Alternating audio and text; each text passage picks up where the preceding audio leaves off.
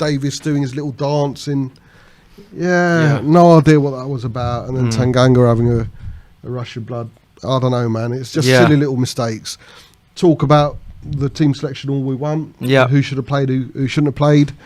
Everything's hindsight with regards to that. But there is a point, obviously, that we could have done a bit better.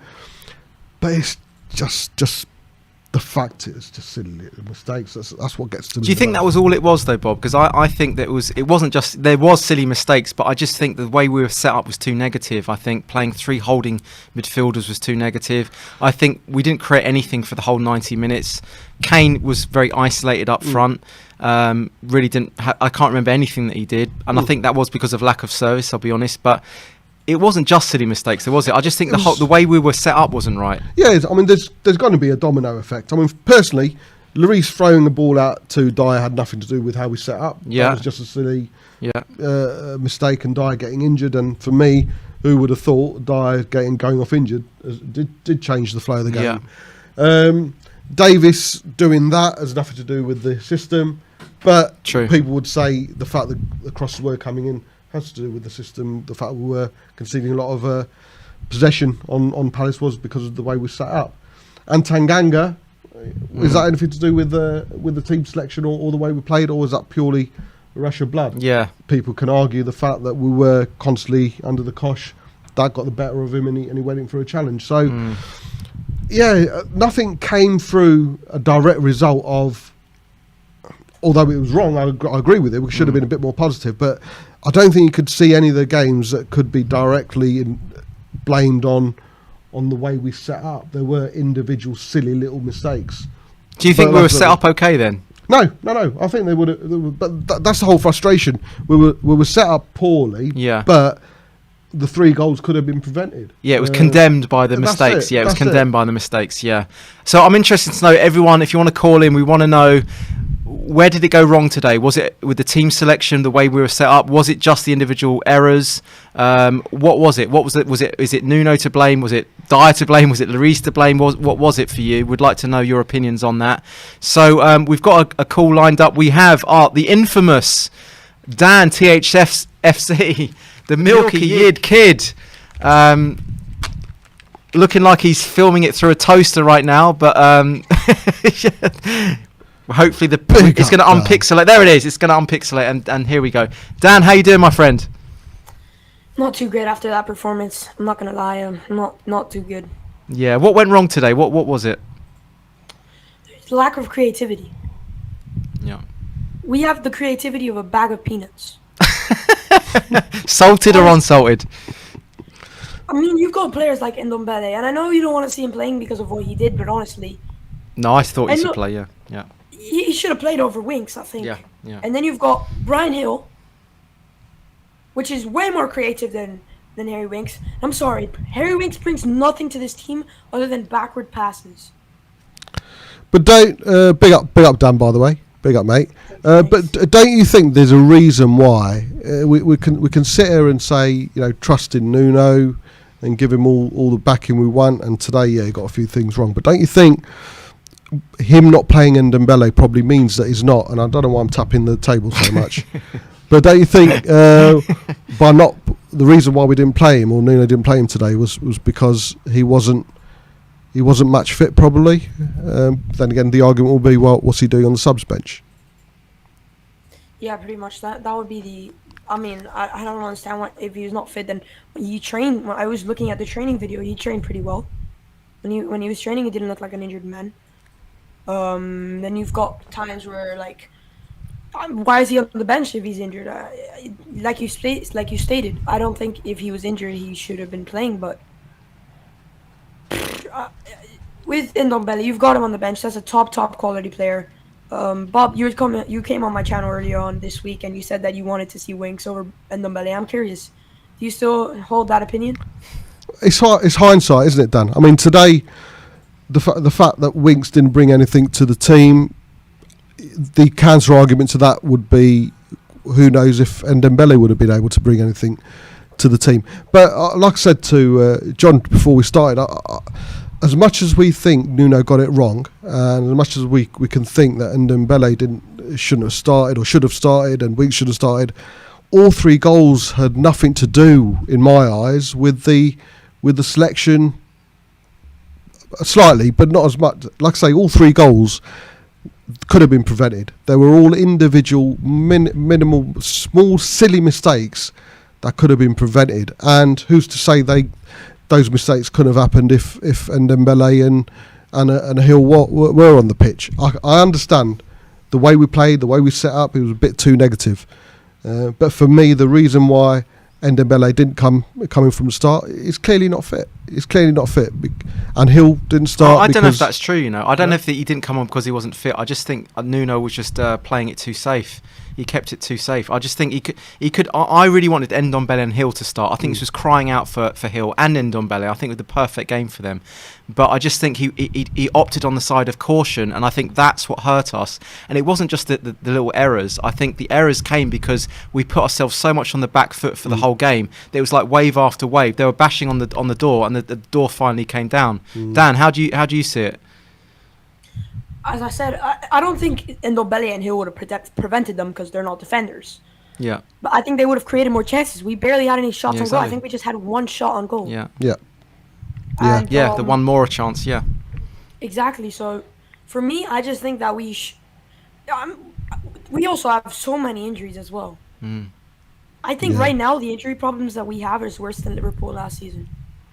This super chat from I Hate Marmite probably sums it up what you're trying to say, Dan. Weekend ruined. Nuno got it wrong. No squad depth. Is that kind of sums it all up? And big up I Hate Marmite. I hate Marmite too. I love Marmite. Do you like Marmite, Dan? You don't know what it is, do you? It's no, Vegemite. He knows in America they don't. Vegemite. They don't have any. They don't have Vegemite or Marmite. Don't you have Vegemite? No, I don't. Oh, right. He doesn't know what the hell you're Sorry, talking about. We digress. We digress. Go on, Dan. But pretty much, man. As he stated, weekend ruined. I'm not gonna have any more fun this weekend. Tottenham just takes up my weekends. Like when we they take up your soul. Yeah, pretty much, man. Like when we tied 3-3 with West Ham, I was planning to go to Disney that weekend, and I just said I didn't feel like going to Disney, and I stayed home. They're taking away Disney from fans, Bob. This is just not right, is it? And I woke up at 5:30 in the morning to watch that. They're taking away Dan's childhood. Yeah, that's what they're doing, man. Look, if you're going to be a Spurs fan, you have to know something, okay? It is going to destroy your childhood. It's probably going to traumatise you. You're probably going to have sort of like daddy issues or something. You know what I mean? But that's just all. That's part and parcel of being a Spurs fan, I'm afraid. Welcome. I signed the contract. Yeah. Glutton. Exactly. Yeah. Glutton. Your childhood might be ruined. Yeah, exactly. How much of a negative impact from the fan base will it have on Nuno? Because we're fickle, aren't we, Dan? We're gonna flip flop like any football fans do. And the sudden trust in Nuno, has it completely gone, or is it just a little hiccup, or do we give him benefit of the doubt? How much of the finger pointing goes towards Nuno?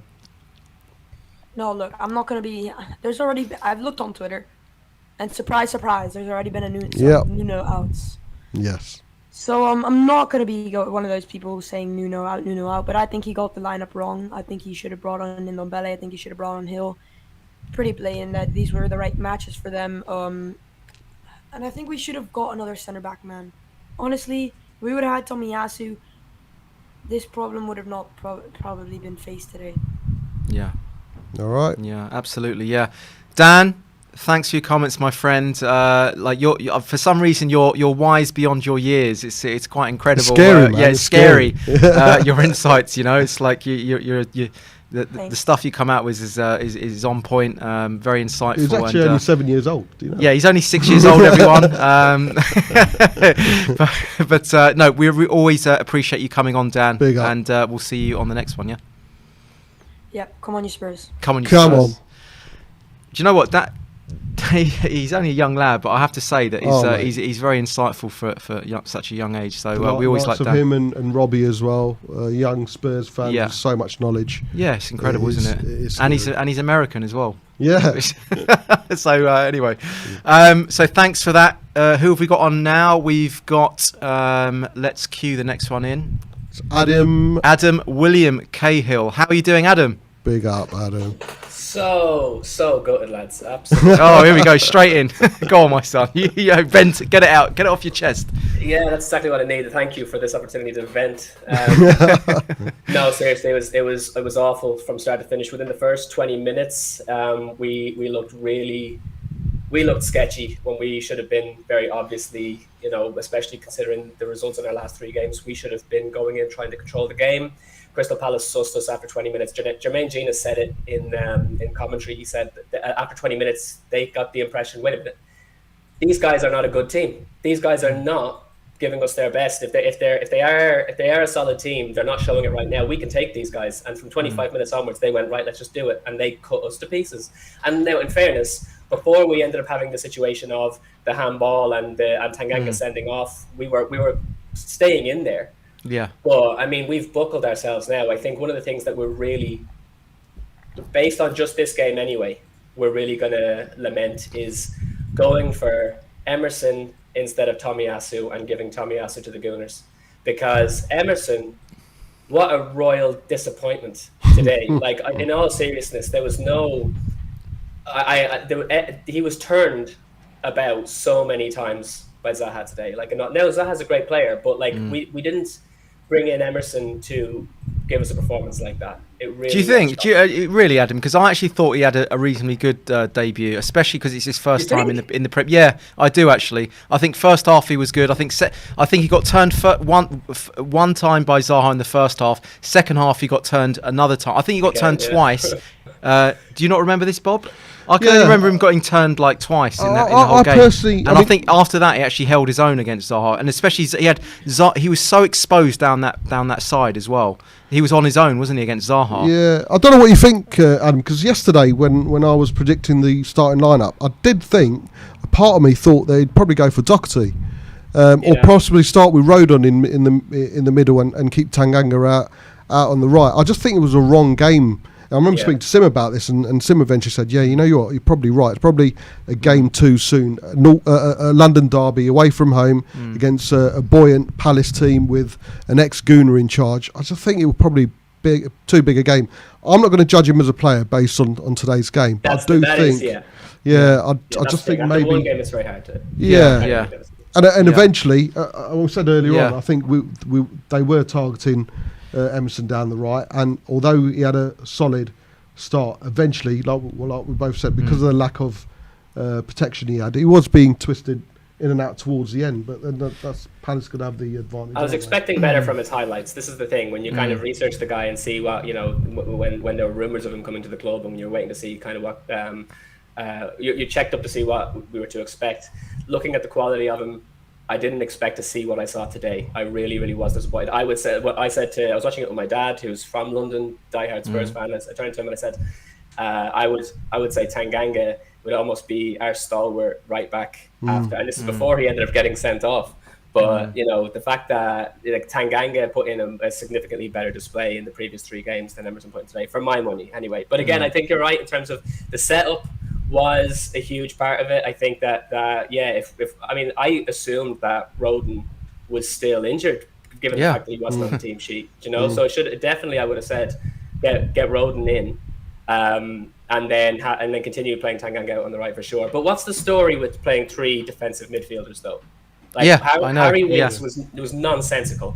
Yeah, the guy, I'm sorry, but he doesn't deserve to wear the colours. And it wasn't as though he had a horrendous performance today, but he did nothing. Again, it's one of those things where we may as well have been playing with 10 men from the start. Yes. And then, you know what I mean? So there was no surprise that he was the one that got taken off for Davis at that point. Also, I don't want it to cause a huge debate, but I do feel like Harry Kane today as well. I feel like he was sort of playing as though he's sparing himself, because we saw him all last season playing pretty much every single position on the pitch. The dude was playing deeper than he'd ever played before, and today it was I'm just going to stay up front and just wander around here, and he didn't look like he wanted to do the same things he was doing last season, potentially because he's saving his legs, he's saving himself from getting injured because he wants away next summer, and that's just not good enough, to be honest. And someone mentioned on the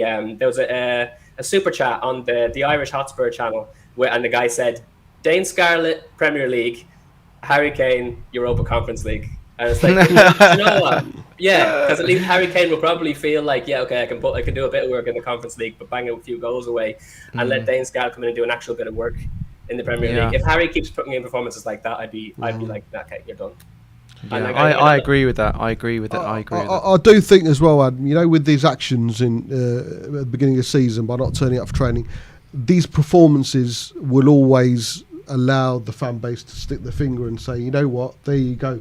When he has a poor performance, you will always have the fan base with a ready-made reason, an excuse, and an accusation of, you know what, you've had a poor game because your commitment's not in it. Why? How do we justify that? By action at the beginning of the season. So there's a ready-made accusation and a reason for the fan base to point that finger at him. It could be purely he's had a shit game. It could be simply that fact. But yes, today I have to admit, and I'm one of Harry Kane's biggest fans. He just didn't look. He just didn't look there. This is why he's not, for me. He's not world class. Because if a world class player, you don't have an argument where you go, he's been the worst player for the last 3 games. The worst player. A world class player is actually the best player on the pitch for 3 games in a row, not the worst player. You do not have a world class player be the worst player on the pitch for 3 or 4 games in a row. It's not possible. For me, he was totally anonymous, invisible. But a lot of fans are really unwilling to call out the elephant in the room on this one. And he'll have a scapegoat. He'll have a scapegoat this time around as well for the fact that you've got Nuno made some seriously bad decisions, and he's going to take all the flack this time around. Harry probably won't get mentioned by a lot of fans. No, he won't.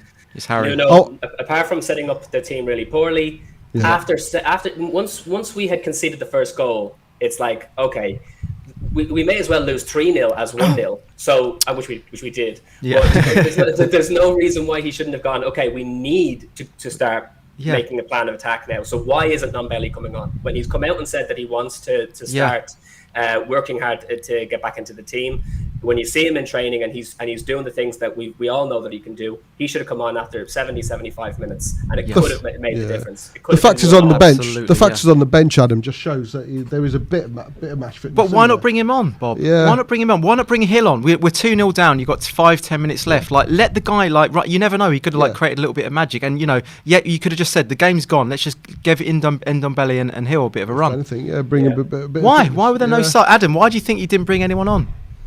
To me, it's baffling. Why start Winks in the first place? Do you know what I mean? So, it's very, very hard to get inside the man's head because he's made a number of very, very poor decisions as far as that game was concerned. Starting the wrong people and making zero creative. He clearly wasn't. He didn't set them up to have any kind of creativity or have any strike power, and then didn't make decisions when they needed to be made in the latter stages of the game to push forward. So I can't get my head around where his head is at. Do you know what I mean? There's no, I just can't explain it. Yeah. When the 3 midfielders were announced at the beginning, I did say to John, I think with Højbjerg, we've seen him play at that more attacking role with Denmark, and to be fair, a couple of times when he has come forward for us this season, he's looked good, and I'll point to that nutmeg against Wolves. I honestly thought he'd play at that more forward position, the Dele Alli role. Yep. But he didn't. They were basically stuck in that defensive midfield role, and they were interchanging amongst themselves, but there was no.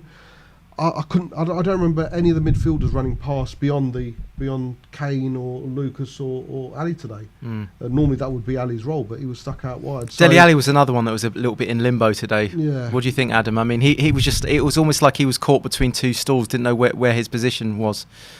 Well, considering that he had 3 games where he was playing where Winks was playing today, and he was doing the box-to-box thing, and that's sort of the way that he's been that's what he's been training for. And then we had a week off, and then he's coming into this, and it's like, we're going to do something completely different now, where the way they kind of played in a diamond today in the midfield. And it was kind of Lucas and Kane up front, but Lucas tracked back, Kane never did.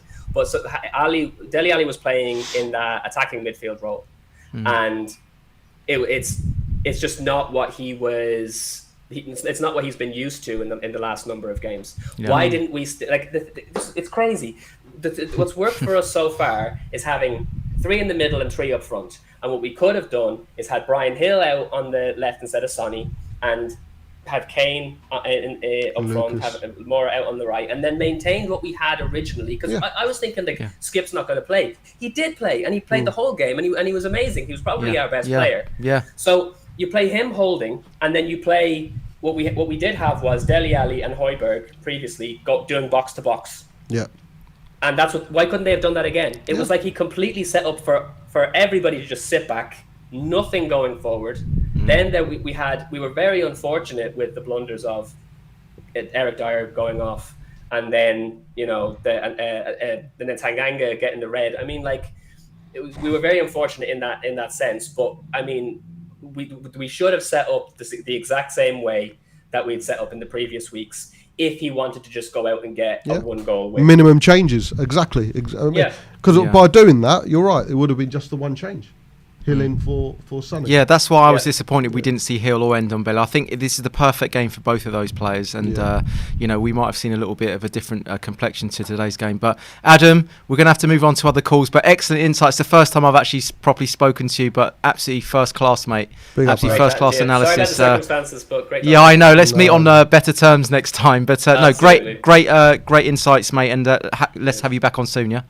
Come on, you Spurs. Come on, you Spurs. Well done, Adam. Yeah. Just a quick super chat here from Lionheart, 1066, €5. No comments in it though, so I don't know if you want to put. That's for our beer comment in. tokens, right? Yeah, thanks for the beer tokens. But cheers for that, Lionheart. Thank you very much. The next one we've got in, this is going to be a fiery one, I believe. This is going to be a juicy one. He's warming up. He's stretching up. Here it comes, ladies and gentlemen. From another mother. Right, I'm just going to stand back and allow the explosion here. Go on, Brian. Away you go, son. First of all, how are you both doing? I have to say, I watched the watch long. You guys did absolutely fantastic. It was wicked watching you both. You giving Brian. I mean, Bob, I'm going to be in your position in a couple of weeks, and now you're giving me even more nerves to do what you've just done there. So, that's the niceties out of the way. Let's put it that way. Yeah. So. First of all, let's start with, don't worry, lads. All the Spurs fans, don't worry. We're building for the future. We'll beat Palace in 3 years because all the youth will come through that we have. So this is fantastic. So I'm going to go on a bit of a rant. And obviously, you've all heard of the film 4 Weddings and a Funeral. Well, I've renamed it. It's going to be called A Player, a Manager and a Parasite. So that's what we're going to do. So the player I want to talk about that no one's talking about is I want Hugo out of the team. Enough. Galini in. First of all, we all know his distribution is pathetic. Bob Spurs Jr. and my 3-year-old nephew have got better distribution than Hugo Lloris, and they certainly don't go injure their Dyer is our goddamn star defender, and we injure him ourselves. That's how bad his distribution is. He was flapping at corners, flapping at everything he could, and enough. Iggy has said Galini's here to challenge, and yes, his contract's running down, and yes, we love Hugo because he's been here for 10 years. Well, you're fucking up, you're going out, and Galini's coming in. So that I'm done with you. Not done, but it needs to be done. The manager. So as you can see, I'm building up to a big finale here. I wonder I wonder. Let me think. The manager. Don't get me wrong. Nuno got it terribly wrong today. There is no doubt about it whatsoever. The formation was wrong. The fact that even at 1-0 or when Tangan got sent off, he didn't bring Hill on because you can see what Zaha was doing down one side. We should have tried to match it up and say, right, okay, you can do that. Let's bring on a player that can do that for ourselves to try and relieve some pressure. Ndombele should have come on. Listen, Wiggs did have a bad game, but it was 0-0 when he went off. It's 3-0. Everyone was pathetic. Harry Kane, like you said, was invisible. Honestly, he was invisible, but we have to put a lot of it down to service. But if a player is world class, and we all believe he is world class, John, you've got to say even he well, it wasn't today, was it? That's a different topic. It wasn't wasn't last game, wasn't the game before, wasn't the game before that. Harry Kane was world class today at playing hide and seek. He was world class at that. He was doing a Christian Eriksen, he was doing a Wes Waldo. So that's what he was doing, but that was down to his service. But you'd think games like this, Harry Kane has got to grab it by the scruff of the neck Yeah, but Mora didn't get any service, but he was still driving at defenders and like trying to like put them on the back foot. You know, he was actually probably the most bright spark we had. John, realise who you're talking to, mate. Sorry, mate. You're part of the VIP. Yeah. I've got nothing bad. I mean, I must admit, when he went down injured again, or when he went down, yeah, he went down. And the worst thing is I was watching it on my thing doesn't hear whilst I was listening to you guys on the watch along, and I was like 15 to 20 seconds behind you. So when you kept saying Mora's really down, oh, he's still down, I'm still 20, I was like, oh my god, how bad is it? Yeah, exactly. Yeah. So, I just thought another injury. But yeah, Nuno has got it wrong. And now let me lead on to the big one. The one thing I will say, I saw it a lot in the watch along, and I saw it a lot over Twitter with people saying Nuno out. Nuno out after one goddamn game. Yeah, joke. But yet, when I go on about a certain parasite who wins one trophy in 20 years, doesn't back the team, we have a huge injury muck up, and we don't have strength in depth. Yeah. Oh yeah, it's Nuno's fault. It's Nuno's fault. I'm negative. I'm anti-Levy. Of course, I'm anti-Levy. I think if you looked up the dictionary for anti-Levy, my face is planted in that dictionary. And they don't even have pictures in dictionaries, but they can make a picture for you. They should just say. There's no words. If you look at anti-Daniel Levy, it will say just Google Brian Daigle, and then that's how you.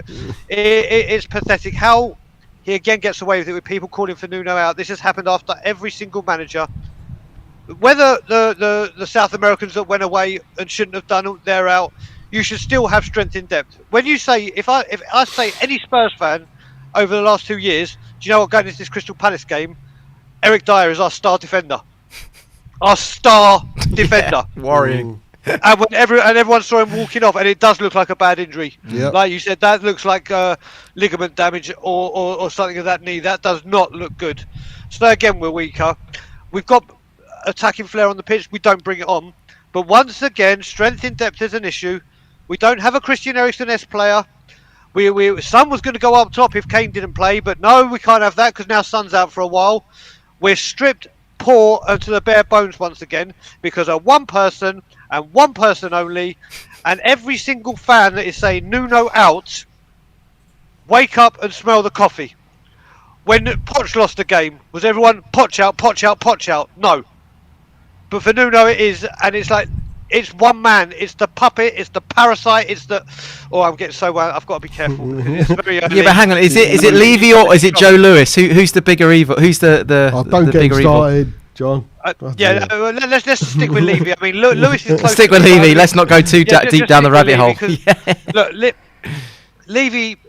I don't see how he can look. I don't see how he can walk into the stadium and have that little. He's got no emotion. All you see with Levy is this. Yeah, or just doing it, putting his spectacles, adjusting them. Brian, you know my thoughts on Levy, so I'm not going to sit here justify it. But you know me as well. You know I always play devil's advocate. Yes, you love to do that with me. Yes, you do. Yes, I know. Striker, again, you know my thoughts about striker. We should have got a backup striker. We needed an attacking midfielder as well.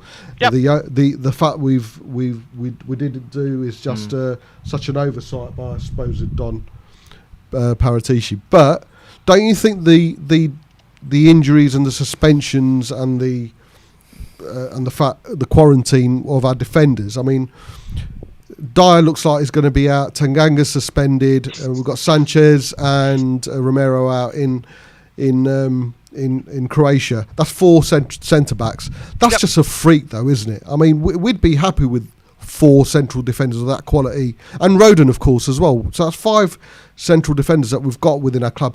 Losing them or relying on a Davies to come in centre back, that for me surely is a freak, a case of a freakish instance situation, rather than attacking sense. But two of the things I'd say there, Bob, is you and me spoke regularly about it on streams and in private. That when you bought Romero, you don't just get half the job; you get another centre back in, and you either move one out or whatever because you need class there. And we didn't do it. And like you said, that, don't get me wrong, 4 injuries in that department is a freak thing, but it can only happen to us, of course, just before we have Chelsea in the filth. And then you look at it, we should have built the defence. That's an issue. But when you have what we're going through now, when it looked like Mora went down, and then you got Bergwijn out, and you got Son out. All right, you got Hill, but we didn't even bother playing him. You got Ndombele on the bench, didn't even bother playing him. So obviously there's something there. So you bring players in. But why didn't we bring players in? Why do you think? I'll give you two. I'll keep it very, very clean. I'll just say the Parasite. So that's it, mate. I mean, it has happened, and you know, people might be in the comments. I haven't even been looking at them saying, "Oh, Brian's out here, we'll leave you again." No, you've actually had a super chat. You've got a super chat. Yeah, I think.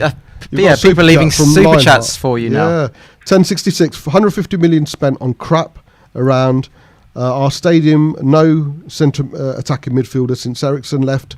100% with Brian. There you go. The Daigle army is forming.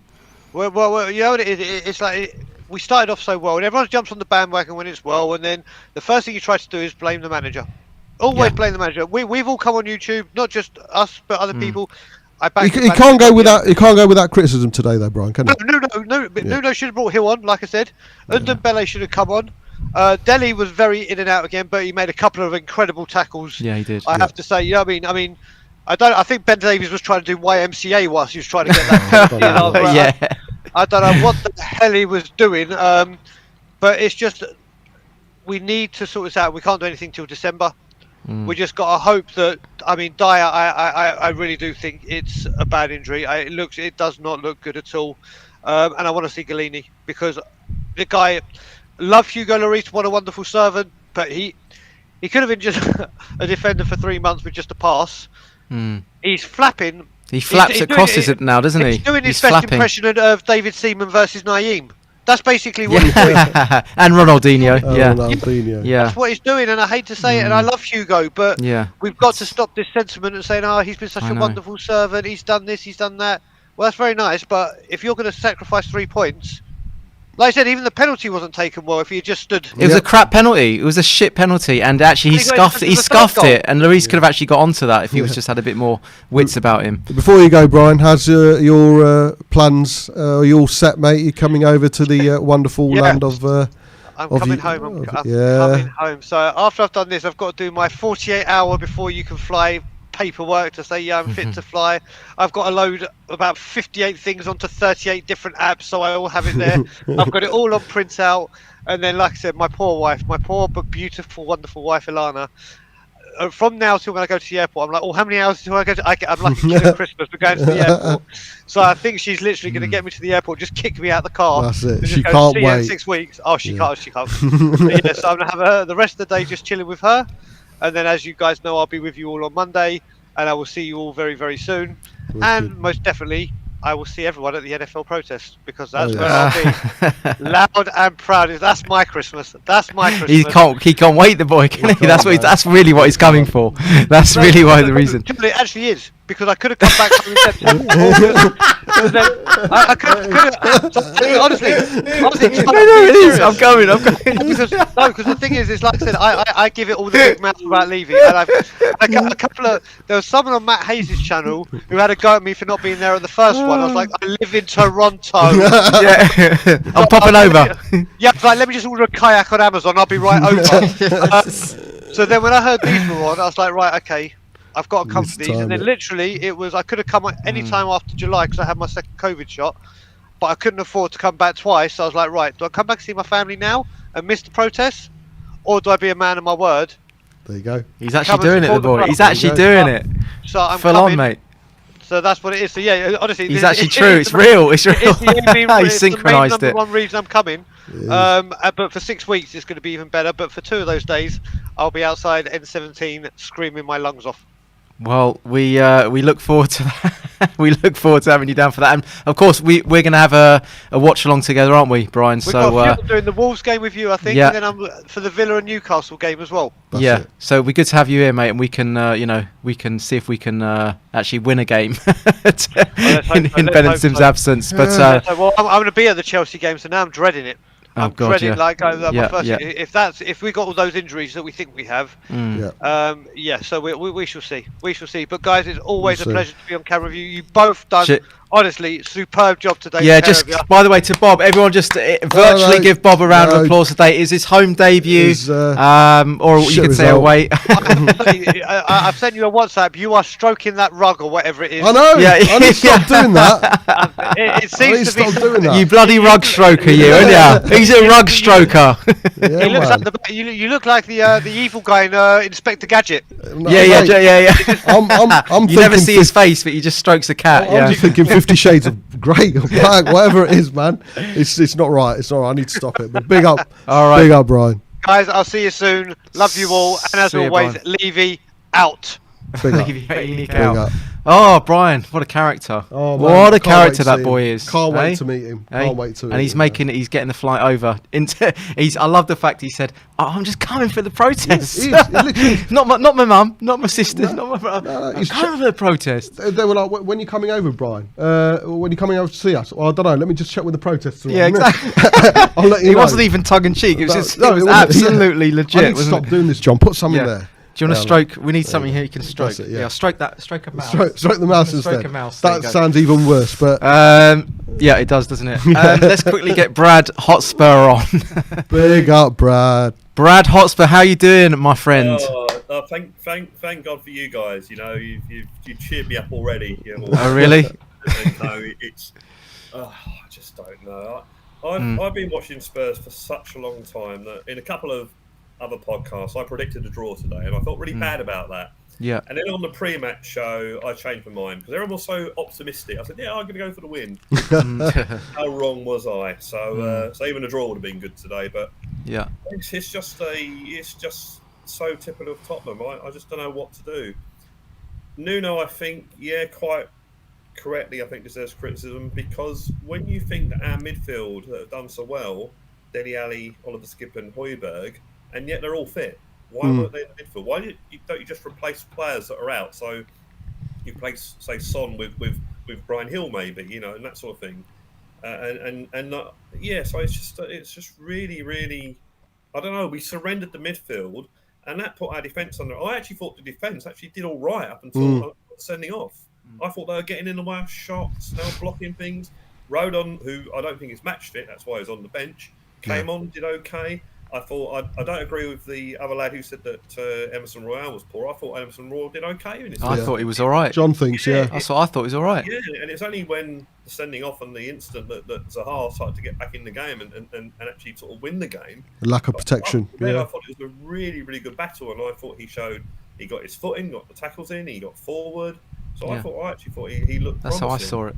Yeah, I did. And Moira, absolutely, I mean, he cannot fault him. He just tried and tried and tried. Kane, I'm willing to give Kane the benefit of the doubt today because he had a poor game, but he got battered against Poland the other night. So I'm willing to give him the benefit of the doubt that took its toll in the game he played today. But he has got to improve from that, really. I mean, the Watford game is ring rusty, effectively. But he's been playing a few games now, 3 for England or 2 for England. And I think, he needs to get back to the old Kane. When was the last time he had a good game? Let me see. What, for Spurs or for England? For Spurs? Leicester last game of the season. Yeah. Well, it would have been last season because he's only played twice this season. So probably Ukraine. I would say his last good game was Ukraine. Ukraine, possibly, yeah. Yeah, okay. So we're included England. Yeah. Although he did score in the semi-final, albeit a mistake. Albeit like the worst penalties ever taken. Yeah. How many points do you point to today, Brad? I mean, was it the starting lineup? Was it the mentality? Was it underestimating Palace to an extent? If you had to, what was it? If there's one thing you thought was the biggest thing, the reason we surrendered the midfield completely. Yeah, we were completely overrun in the midfield. And that meant that the defence was under pressure, and they put in a good effort, in my opinion. But then they just, in the end, succumbed to it. And of course, if your midfield is being beaten, then you haven't got any lifeline to the forwards. So so I think it was there. And when you look at, as I said before, the midfield when he had Dele Alli and Skip and Højbjerg, they've been doing well. They've been winning it. But Harry Winks, to me, that's his Spurs career over now. It's finished. Really. Today was his one chance. Here you go, Harry. Here's a perfect chance for you. And didn't have a absolutely poor game, but he just didn't do enough. He seemed to come out of tackles and didn't push forward when he had the chance to. But yeah, no, we surrendered it in the midfield. And then, as I what said, was their roles, Brad? What was their role? I couldn't figure out Skip, Højbjerg's and Dele Alli. What's Dele Alli meant to be doing today? Yeah, I couldn't work out what the roles were. In midfield, was there one who's supposed to be more of with an attacking intent? Were there two holding? Was there one holding? I couldn't work it out. It was difficult, wasn't it? I mean, they were saying on the telly, I know you're doing the watch on the telly, they were saying it was like a diamond with Skip at the bottom and Dele Alli at the top. But no, it was just really, really weird. I mean, when I looked at the lineup, I presumed that Dele Alli was going to play in the number 10 behind the striker like he used to, and I thought, okay, I can go with that. But I really felt that, when I heard that Skip might be injured, then I thought, well, Winks will play. I was just thought that'll happen. But then you saw, everyone watched Skip in training. Now maybe he wasn't match fit. Maybe he was carrying an injury, and that's why he didn't have such an influence. I have to say he must. And it's only because of his youth, as he gets more experience, but he commits an awful lot of fouls outside the box. Yeah. And that, that puts the defence under pressure again. I love the fact that he's going in, don't get me wrong, but I think that, that puts the defence under pressure. I thought Tanganga was a little bit unfortunate with that second yellow, because would he have got it if he hadn't got the first? And two, I know it's not the rules, but if you just mistime a tackle with no malicious intent, in my opinion, anyway, I don't think that's a yellow. It's a foul, but it's not a yellow, and that's what I felt he did. He went in quite strongly, but he didn't see. It wasn't malicious, and he went in strong with the ball, and he just mistimed it. I don't know about that. I don't know. I think he took his legs out, and I think that was a definite yellow for me. He put the referee in a position. We always say that, don't we? He put the referee in a position where he has to make a decision where he shouldn't be doing that. It wasn't like. Why did he even go to ground? It was in a non-threatening area. He had there was absolutely no need to go to slide in that point. He was still. You could see he was still hot-headed, couldn't you, Brad? He was still hot-headed. Yeah, the adrenaline was still going. Yeah, it's a lack of experience. The adrenaline. I mean, the foul. Yeah, there's a foul obviously for the first yellow. There's no problem with that. But no, that's the adrenaline kicking in. That's where experience will calm him down. And also, we all laugh at Dyer, but he is quite experienced. He didn't have him alongside him. He had Rodon, who's not experienced, so you didn't have anyone there to sort of calm him down. Say, good point. Take it easy. So yeah, I think there was that. I mean, maybe I'll wake up tomorrow and I'll look back and think, oh yeah, it was a yellow. No, that's a really good point, because they actually the camera focused on Tanganga, and you could see like 5 minutes after the Zaha incident, he was like, someone needs to actually just go chill the F out, like focus. You could see he was actually really amped up from that, and I think that's a great point. Without Dyer being there, Dyer probably would have been like the one that went, listen, sort your head out, you know. Yeah, Rodon's probably wanted to join it. No, it wasn't Rodon, was it? It was. Well, Rodon came on, but he's too young. Yeah, Emerson he's too young. Wanted to join in, and everyone else, and Højbjerg ain't going to calm me down, is he? I Brad, don't know if you noticed, but did you notice that the referee actually came over to Kane? Yeah. I thought, he's not the captain. It's the I think that was a genuine mistake. Who's going to be our back four in midweek in the in the conference? I guess if obviously if players are back, you've got to rest. If the guys are back, then do you rest them for the Chelsea game?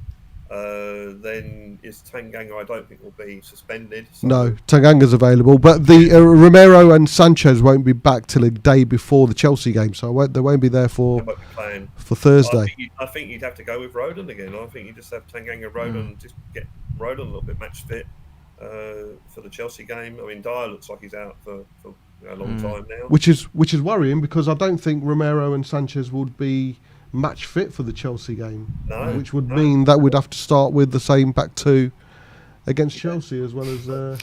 I'm trying not to even think about it. It's almost too painful to think. I made the point last night that if someone offered you out of these next 3 games, including the Palace game, if someone said to you, "I'll give you 7 points, but I'm not going to tell you what the results are," you'd probably take that. Yeah, you'd take that. Now the maximum can be 6 points out of 3 games, but yeah. So I mean, it's just like Tottenham to go and play well against Chelsea. And sort of, it's. I mean, now I'd probably take a point, but before today, I'd hope to beat Chelsea on Saturday. I'd say that'd be the game, like the Man City, that we bring out, actually play and beat them. But now with with the injuries and suspensions and people not being in the country, and if someone made the point last night, people in prison, I know who that is, but I'm not looking forward to it. But then again, a month before the Man City game, wasn't looking forward to it, and look what happened. So there we go. Live on in hope. Live in hope, mate. Every season. Yeah. Brad, we could talk to you all day, but we've got a lot of people lined up and we've got to get through them. But thanks for the insights. Great points there, mate. And keep up the support, Brad. And we'll speak to you soon. Cheers, Brad. Take care, mate. See you later, mate. Another one. Brad thought Emerson had a good game. Yeah. It's a funny one, isn't it? It's going to. I think he did start off really well, and they were clearly attacking his side, but Tanganga going off meant that he probably lacked that, security from the other. Yeah. And Zaha obviously got more confident as the game. I thought Emerson was exposed, and I thought he did well trying to hold off Zaha on his own personally. Yeah, it's probably wrong first game to come into, mate. But again, it's hindsight, isn't it? It's hindsight. I guess so, but I can imagine Doherty against Zaha though. Yeah, I suppose that could have been a cricket score. Oh, here we go. Is this who I'm thinking it is? I think Jungle it is. Beard himself.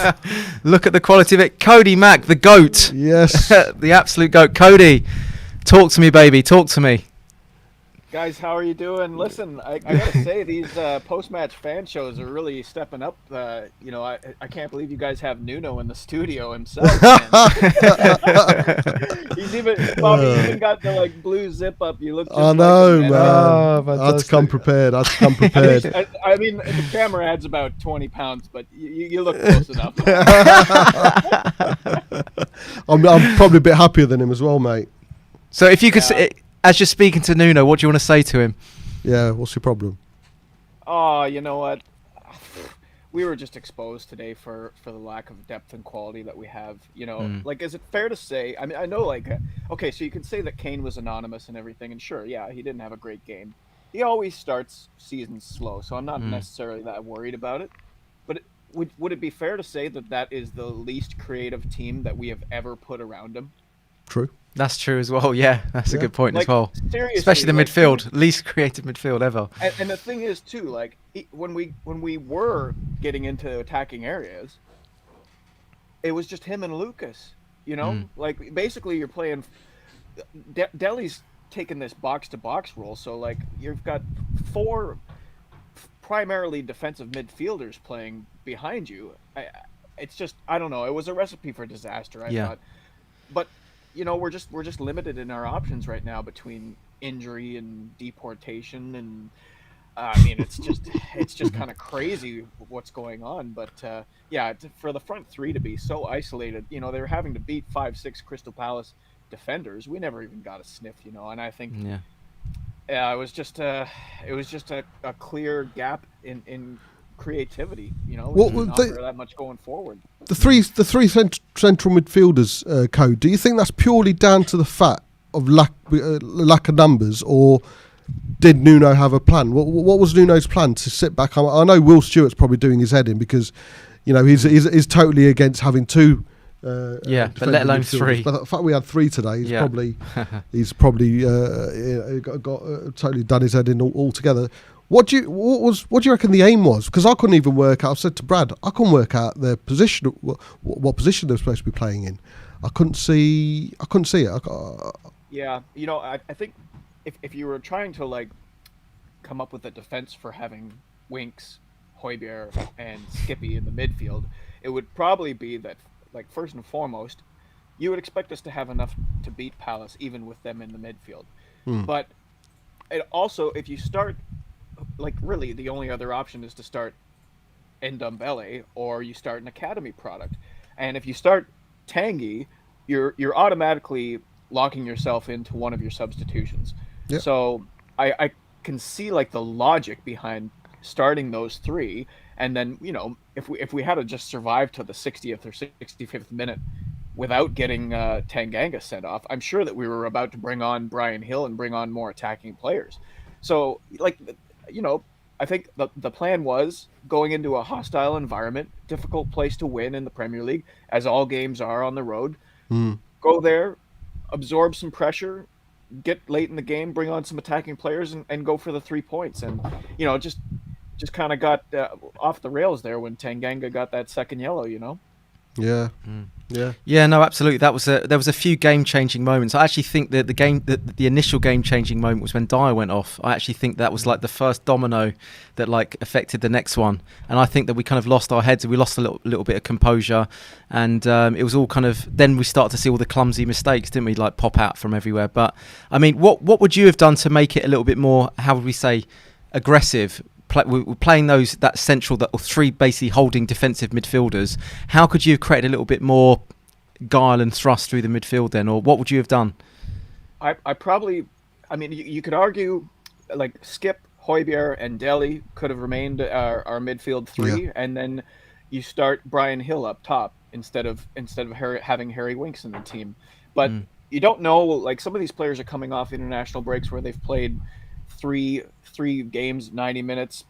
Brian, who knows how much that was an effect on the players and their availability.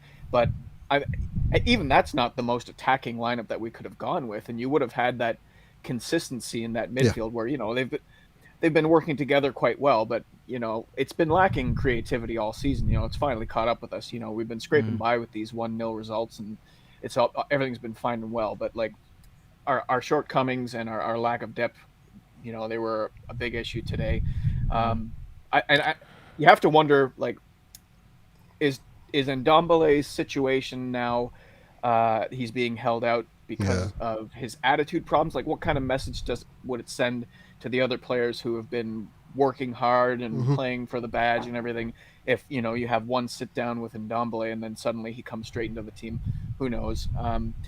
You certainly think that he's going to be a player that we need to rely on, but not having Lo Celso available was a big deal too, I think. But it's just our midfield is just atrocious. It's just atrocious. And it was atrocious towards the end of last year too. You can blame Jose Mourinho for the style of play that we were playing. When you can't progress the ball through midfield, inevitably you end up playing these long balls and relying on Kane to hold it up and make the creative passes, and then it's just we just weren't good today. It wasn't a good lineup and it wasn't a good result. I know it's an age-old argument now. A lot of people's talking about the transfer window. We've spoken about it loads of times, Code, but it is an oversight, mate, isn't it? The fact that we haven't brought in that attacking option within the midfield or up front, or both. Yeah. You know what? When we were trying to break down the transfer window, I kept saying that you have to kind of look at it through two different lenses. The lens as the impact will be this year, and the lens on the future. And in terms of the future, there were a lot of good things on paper that we've done. You're always going to regard transfers in how they impact the club. So like you can judge it as much as you want right now, but it'll be judged in the end. It'll be judged on what the players do. But we just didn't really address any immediate needs. We didn't address support for Kane, and man, I got roasted on Twitter because I just posted like we lack scoring depth, and there were so many people coming, oh, Son is our backup striker. Well, what good is it when your starting left winger is also your backup striker when you're in Europe and you're trying to be and you're trying to win cups and you want to go deep in the FA Cup and the League Cup? It's just a recipe for disaster. Like, if you just go on the squad that we have right now, the leading scorers from last year are Kane with 23 goals, Son with 17, Lucas and Ndombele with 3, and then own goal with 3. Like where are the goals supposed to come from? So it's really unfortunate that we have this kind of vacuum of creativity, but it's going to be everything's been fine because we've been winning the games, and I've been worried for Nuno in this respect, because as soon as there's a large contingent of fans that were really upset that we brought him in, and there was the whole hashtag no to Nuno, which I found to be quite embarrassing. And you just know that there's so many people who are like waiting with their finger hovering over the send button, of course, waiting to say get Nuno out. And I think it's a little bit unfair considering the tools that he's been given. He's trying to orchestrate a lineup that can play free-flowing, fluid, attacking, creative football with these players. is like asking someone to make bread with no flour. You know, here's some water, here's some salt, here's some yeast, make some bread. It's impossible. So does it concern you though that is it a concern for you that Nuno, there seems to be the inability of being able to change a game by bringing on players or taking off players during 90 minutes from Nuno, or is that unfair? I think it's unfair to say that today, just because of the way that the game played out. You know, I think we were right about to make a more attacking change when Tanganga got sent off. So who knows? And by the way, it was totally a second yellow card, especially of course even without the context of like the boiling over that had just happened in the game. Like the ref, he has to show him yellow there. So 100%. But who knows what happens if Tanganga stays on the pitch? You know, maybe Brian Hill comes on and we start to see a little bit more progressive play. But once we were down to 10 men, it was really difficult. And I do want to say I thought Emerson was pretty good considering it's his Premier League debut. You know, it's a big step up coming from La Liga, playing in the Premier League. And for people who thought that, you know, Zaha was skinning him, like, you tell me who was the last right back that we had that could shut down a player like Wilfried Zaha. You know, Zaha is one of the best wingers in the league. So, you know, it's not a surprise that he was beaten on a couple of different plays. Generally speaking, Zaha didn't really get very many good opportunities, you know, so I thought Emerson, and like I heard you say earlier, Bob, that it might not have been the right time to put him in, but you know, you've got two London derbies after today. Of course. You know, the games are only going to get bigger after this. You could argue maybe you bet him in a Europa Conference League game, but I thought today was a good opportunity for him, and he showed quite well, I thought. I thought he had a good game actually. He did get spun a couple times. So what do you expect? It's his first time in a new league, and you know. And, like, do you really think Matt Doherty was going to do better than? It would have been a cricket score. It would have been an absolute cricket score with Doherty in there, and it wasn't just that. Emerson was actually exposed. He had no one. He had no cover there, so he was actually one-on-one with Zaha a few times. It wasn't like, you know, he got into a little space and he spun him easily. It was because he had Zaha running at him at pace with no one else around him. He had to stand him up a lot of the times. I think most of the times he got the better of Zaha actually, and got a goal kick or forced it out for a corner. So I actually think for me it was a decent performance. I mean, the thing is, like, I thought Emerson was actually showing like good confidence. Like it took him a little bit to grow into the game, but he was going at Wilfried Zaha, and that was kind of where Zaha got the better of him, was just when he got too close to him. You know what I mean? But I'd rather see that than a player who kind of backs down from the challenge. So no, I thought it was very promising from him today. I thought it was all right. Big up. All right, Cody. It's been a long time since we've spoken, so I'm glad you're back in the hot seat after a long time out, and the beard is looking fine. Is it still growing, or have you finally reached a length now you're happy with? It's funny you should say that, because yesterday I was watching the Cheese Room on YouTube, and I've been saying all week that if we score 5 today, that I would shave my beard. And I had actually typed in the comments, if we score, I will shave my beard. I forgot to put 5. And then he screenshotted it and posted it on Twitter and everything. So anyway, message to the Cheese Room, my beard is safe for another It's day. safe. It's safe. It's probably going to have to grow a little bit longer now, isn't it? You're going to be like Santa Claus next time we see you. Yeah, absolutely. Much to my wife's chagrin, but yeah, thanks for having me on, guys. It's good to talk to you again. I wish it was under different circumstances. I know. You guys have done a sterling job, but honestly, if we're to believe anything is superstition wise, maybe you guys should let somebody else. Yeah, exactly. Yeah, Cody, we're flying you in, mate. We're jetting you in. Yeah, cheers for that, Cody. Bob Spurs 1 and done. 1 and out for a golden duck. Cody, cheers, matey. Oh, bring up, mate. I just want to say quick super chat here from Brad, who was on earlier, of course. Oh, yeah. Not sure if you got my last super chat at the end of the show. Oh, yeah. Watch long, but have a drink on me. Great show, guys. Big up, Brad. Legend. Big up. Big up, Brad. And great insights, by the way, Brad. Yeah, really appreciated those. And Cody, as always, the voice of reason. I haven't spoken to Cody for a while, so it was nice to get him on. Yeah. Right, should we get the next caller on? No, let's not. Nah. Oh, the bun. The bun. I guess that's referring to the man bun and not your backside, right? No, exactly. How are you doing, boys? Oh, well, disappointing. We're trying to laugh through it, mate. We're trying to laugh. Life's too short. We're trying to see the lighter side of it all, but I mean, we couldn't have had a better Saturday, right? I mean, what a Saturday this is! Brilliant, lovely weather. Tottenham lose. I mean, it's brilliant. That's the one thing you can count on in life, isn't it? It's Spurs letting you down. 100%. I don't know if you've heard, but Ronaldo scored. Oh, is he already? Yeah, Ronaldo he just scored. Yeah, 2 minutes into injury time, first half. So nice. So yeah. Dan, the bun. Come on, put a current on the bun for us. Come on. Oh God. I mean, where do we start with this match today? I mean, I think a lot of it is. I think it's a bit of everything, right? I think we had issues obviously going into the game. We had obviously people in prison and stuff like that, and we had the injuries. So, I mean today, right? I mean, I think the biggest thing for me was the team selection. I think that was probably the biggest thing.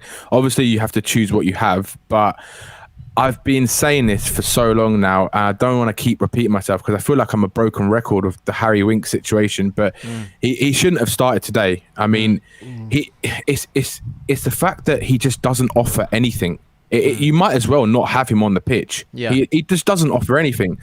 I know me and Dave and Jack have spoken about this on the analysis, and I know Dave's done an in-depth analysis on this, but we were saying if Winks started today, we were going to get overpowered and overrun in the midfield, and it was exactly what happened. And Dele Alli, why he started on the left wing, I've got no idea, because he was just kind of wandering around a lot of times. And I know he made some good defensive blocks, he made a couple of them, but why don't you stick with the midfield that's been doing all right the last 3 games? You just keep the same midfield and bring on Bryan Hill, someone who's actually a bit more creative, who's a bit unknown, no one knows what he's about. So it gives you a lot more. But people know what Winks is about and they target him. And today it's just like there was no space whatsoever. They didn't let us breathe at all.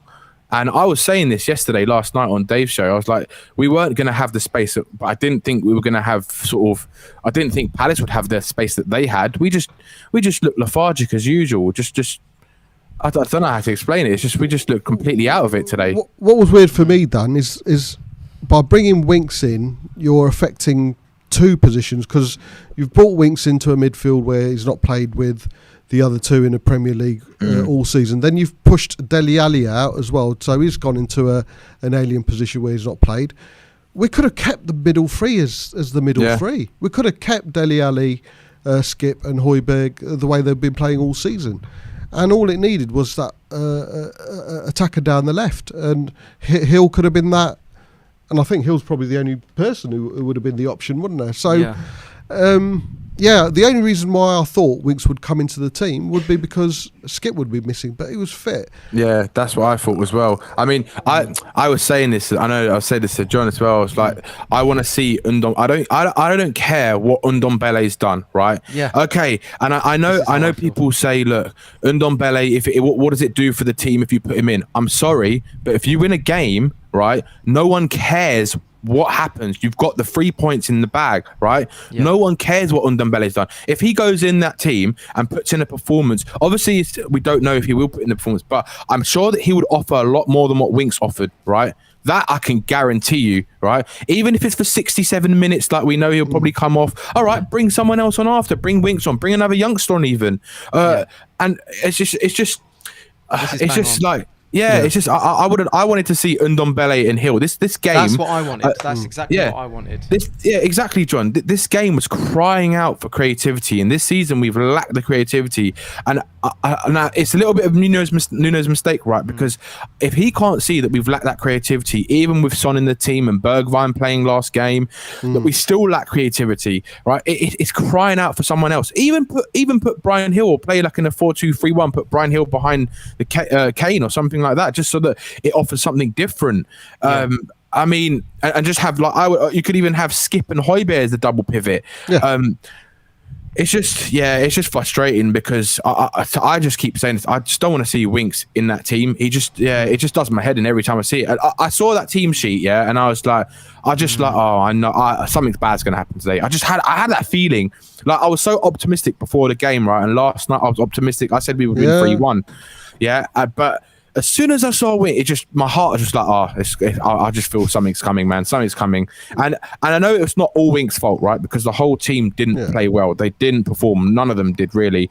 But it's just tough. And I think with Tanganga, the situation that happened to Tanganga, that's just unfortunate. I know that it probably was a red card. I mean, it was just so heated. But saying that, I love to see what Tanganga was doing before that red card, because he was only one showing this proper passion and aggression that no one else was showing. Right, my dad, when he saw Tanganga push Zaha over, he was on the floor. Do you know laughing, what? I actually loved that moment. That was like the first bit of excitement in the game when they actually went squared. I was like, go on, Tanganga. I was like, come on, mate, come on, man. I was like, this is so blatant as well. So blatant. I know, as well, but this is what we want, right? We want this aggression. This is a Tottenham boy through and through. Like that's what you want to see. Do you know what? We were crying out for that battle of the bridge, sort of like a little bit of bite in there, and he supplied that. Yeah, that's what he wanted, and it was unfortunate he went off, right? And obviously that did affect the game. But I'm sorry, bringing on Ben Davies, right, and how he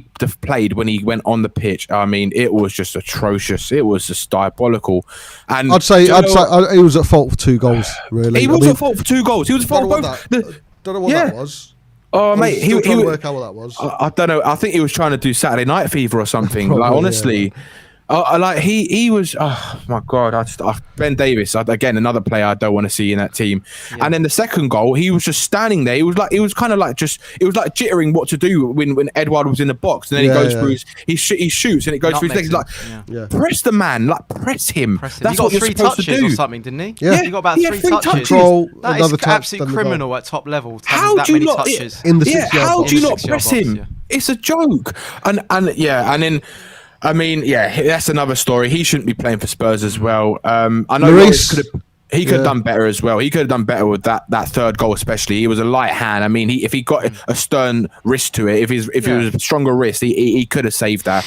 But I mean, look, we really need to get this creativity sort of put into the team one way or another, whether it's from Ndombele, whether it's from Hill, because if Nuno keeps going the way he's going with these team selections and keeps trusting players like Winks and we're going to be in for a really long season, because today we had, if you look at possession, we had 37.7% possession, and Palace had 62% possession. I mean, that's insane. I mean, I know Palace are a good team, right? And I know we had the red card, but surely you should be doing a lot better than that. At least try fight for the ball, because our problem is we can't retain possession. And I know, John, I know your feelings on Harry Kane, right? And I know he had a bad game, but he had nothing there. He has no service whatsoever. And Moira was trying, right? But even that, he wasn't even getting the service. But at least Moira was making stuff happen, though, wasn't he? That was the difference. He was trying to. He was trying to, right? And I always like Moira, right? I love Moira. I think he's a brilliant player for Spurs. I think he was one of our best players end of last season as well, and pre-season as well. It's just one of those things, and I think do you know what? When Dyer went off, like you said, John, right? I was like, for me, I think that's where it all kind of started in today's match. And it was the first time I've ever thought I'm actually really gutted to see Dyer go off. I saw your comments. I was like, I never thought I'd say. I know. I never thought I'd see the day Dyer's going off. Yeah, I know. I was like, oh, for fuck's sake! I was like, oh no, man. I was like, no. That's how far we've fallen. Who starts in defence against Chelsea next week? Do you know what? I'm not looking forward to. I mean, look, if Romero and Sanchez is fit, right, and they can play, I would go with them, because what else have we got? We don't have Tanganga. I do not want to see Davis play less than a back, and we've got Rodon. Unless you play Rodon and Sanchez, or that's what he might go with. So I wouldn't mind that. Sanchez won't be back as well, will he? Well, it depends on whether they're fit or not. Because I know they've said they've sent a sports scientist and a fitness coach out to Croatia. So whether or not, obviously, match fitness is very different. But look, we haven't really got choices at the moment. Who have we got? Unless you play youngster, unless you play like unless you play like Carter Vickers. Potosky. Yeah, oh my God, don't. Yeah, they'll terminate his loan to bring him back, right? Bring him back for the game. But yeah, like, and do you know what? I agree with what you said, John, about Emerson. Emerson, he had a fairly good game for his first Premier League game, right? I know he got spun a couple of times, but and I know what Cody was saying now. When he did go tighter to his man, that's when it was causing him more problems. But look, for his first game, he's 22 years old in a very competitive against a very competitive Palace team. Competitive league. It was a decent performance, right? And I think if Doherty played, I think it would have been a very different game. Yeah, I think oh God, it would have been like Kieran Tierney all over again, like completely, absolutely destroying him. So it's a loss. So we just got, what I hope, right, is that this team doesn't have this mentality breakdown that they've had with Jose Mourinho when they have a loss, right? Yeah. I want to see them like, okay, it's a loss. I want to see them come back fighting in the next Premier League game, and even against Rennes, I want to see them. I want to see some more fight in them, because if they keep playing the way like this, right, then we're going to be in for an even worse season, I think, 100%. Than last season, and that's how I feel. Yeah. So we just need that fight. We just gotta have that fight in us. Yeah, no, bang on. The Barn, it's the first time I've spoken to you properly on the. I know, first time, John. No, but excellent, man, excellent points, dude. I think we've had some good callers on today. Yeah, definitely. I mean, it's been a bad day, isn't it? A bad day at the office, but God, I mean, everdan's smiling though. As long as we can, Danny's always smiling. See the. I'll try. But look, I'll be joining you at some point as well, John, on the show. So good man. Yeah. I just want to say as well, Bob, well done, man, because you've done really well on the watch along. It was brilliant.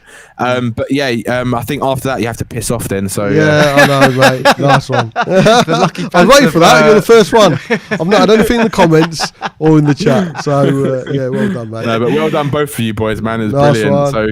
It's definitely made my day speaking to you boys. So nice one, it's been good. Keep a smile on my face, because Tottenham definitely didn't do that. So exactly, yeah. Nice one, Dan. Nice one, the Barn. Cheers, boys. Cheers, buddy. Cheers, matey. See you later. Oh yeah, we have to. It's the lighter side of genocide, isn't it? When you watch no. Dan's great, mate. He's absolutely fantastic. Is that Dan Kirikou? Yeah. Oh, that's Dan Kirikou. That's Mr. Kirikou. Oh, now I'm putting the now it's all making sense now. You threw me with the bun, but. Okay, now we're getting down to the. That's it, man. First ever YouTuber or someone I've spoken to. First ever YouTuber. I met in person. Yeah. Oh really? So popped over for the protest, and he was the first meet one for a Spurs protest. Yeah, absolutely brilliant. No, he's a legend. Love him. All right, and now we've got another legend coming on. Oh yes. Strong words, but I think warranted for Mr. Flat Cap EuroTalk. Look at this. What's this, Mr. EuroTalk? What's this? Mate, you've not seen it. This is the channel name. The new channel name. Oh, you're taking over, are you? Underrated, Jack? underrated channel of the year. Extending the Flat Cap army, John. You can't be contained in the Harris army. We just figured, we had to find a whole new army. Almost like it's like the maiden of the Harris army, you might say. It's like a cult. Yeah, it's actually, sometimes you need an off-brand of the original cult, though, right? You need an off-brand cult, so that's what it is. It's basically what I would say, considering the feels that we're in right now, the mood that we're in. There's no better place to go than the Flat Cap EuroTalk, because it's not going to involve anything to do with Spurs other than the person running the channel. There you go. It's just all about you. Place for you to be able to just relax, maybe watch a bit better football.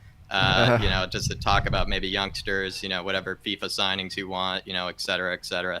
Okay, there you go, everyone. Off of it. Things to take your take your mind off Spurs, and have a bit of a mental holiday and go over to Flat Cap EuroTalk. Appreciate it. Jack, you did an in-depth talk about our midfield, didn't you? Was it yesterday, the day before, mate? It was yesterday, wasn't it? Yeah. It did not involve Harry Winks, Skip. Oh no, that's what it was. How did you specifically about midfield? Because I know you went big on that. How did you see it today? To be honest, Bob, it really was atrocious. And what's kind of funny about this is I actually don't, as much as we love to, go on the Harry Winks, hate train. He wasn't really as atrocious as I really thought he would be. Yeah. It really just was a dismal performance from every single person on that pitch. I don't think there was one person that can hold their head high, maybe apart from Rodon, you would say. It really is just, I don't even know what to make of it. 3 defensive midfielders. We kind of thought that maybe Skippy wouldn't be available, so that meant that Winks would probably play. I don't think any of us could have predicted that we would play the 3 this way as well. Then also Dele Alli playing as a left wing cam kind of role as well also didn't make a lot of sense.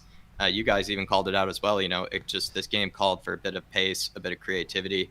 Would have come from Brian Hill, of course. But yeah, Bob, to answer your question, I mean, I thought it was just going to be a 4-3-3 lined up against a 4-3-3. And it would be kind of similar as well. I mean, Crystal Palace's 4-3-3 is a bit similar to ours as well. So it's just maybe we could have gone like for like, and just see if ours is better than theirs. And clearly, Nuno, he got that wrong. He didn't have enough confidence, I guess, in his. What do you think the main issue was? What would you have done differently? Would you have just gone with a more of an aggressive, creative lineup, or how would you, if you were Nuno, what would you, in hindsight, what would you have been saying to them, putting the team out?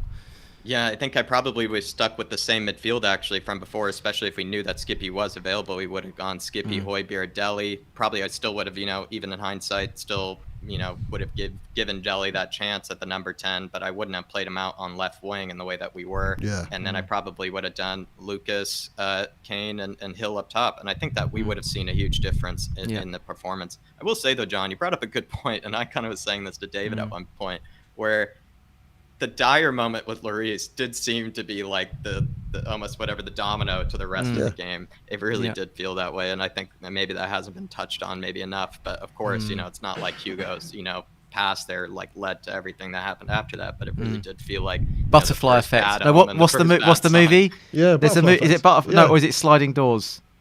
Both. Probably both. Yeah, a little bit of both. Yeah, it's a little bit of a sliding butterfly doors for effect. every action, there's a consequence. Something like that. Yeah. But do you know what? I mean, a lot of people are putting the blame on Lloris for that. I don't know. I think that could have also been Dyer not hearing the call or not being quick to it. So I'm going to put that down to a miscommunication between the two of them.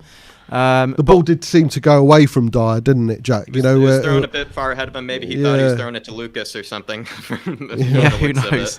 Who knows? But I mean, well, I would say they seem to have been pressing that pass though. Like Lloris, every single time he picked it up, he wanted to do that pass, and they actually, even after that play, there was still Jordan Ayew would be sitting there right there, just waiting to pounce on it, or Benteke. So it seemed like maybe it was something of a Crystal Palace kind of tweak, where they were not allowing us to maybe build out from the back in that kind of way. And that probably made our job a whole lot more difficult. But again, that's way too much of an excuse, I would say, for the squad. But I did notice that they kind of didn't let us to build out of the back in that kind of way, or didn't make it too easy, you would say. We didn't have the Sanchez pings either this game. We didn't. No, I think and we lost the Dyer moon boots pings as well. We did. Yeah. Do you think we're probably not giving enough credit to Palace?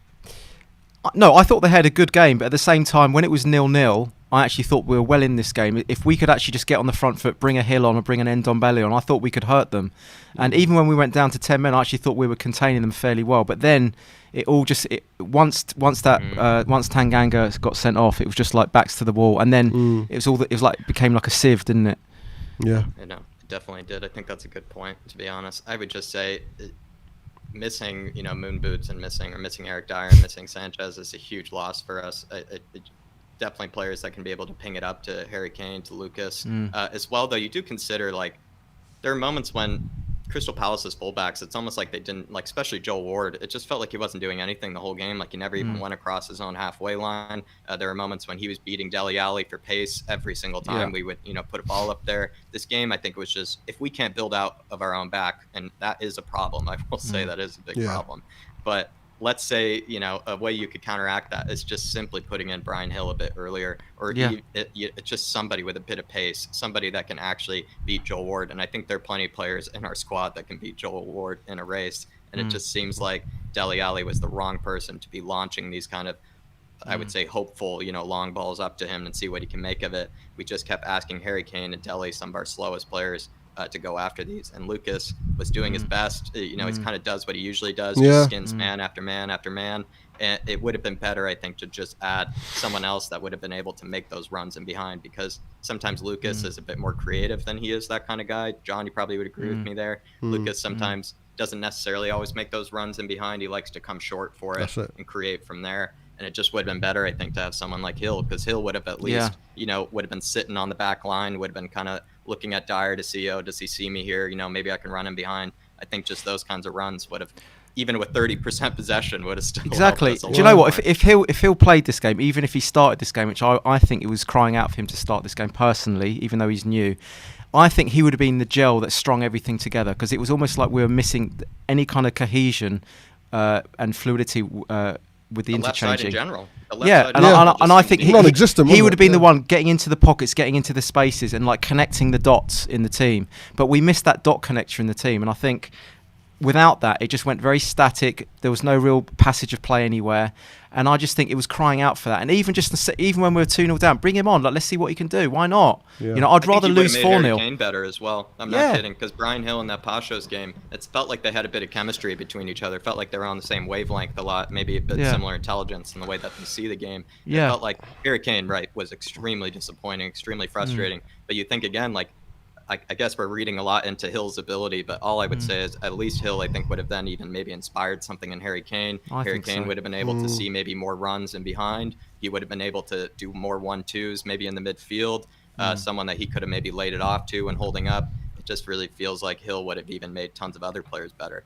I think so as well, yeah. And Dembele's a weird one, Jack. What's your opinion? Because there's the argument that the reason Dembele didn't come on because he's not match fit but then the argument would be, well, why is he on the subs bench if he's not to give any sort of minutes anyway?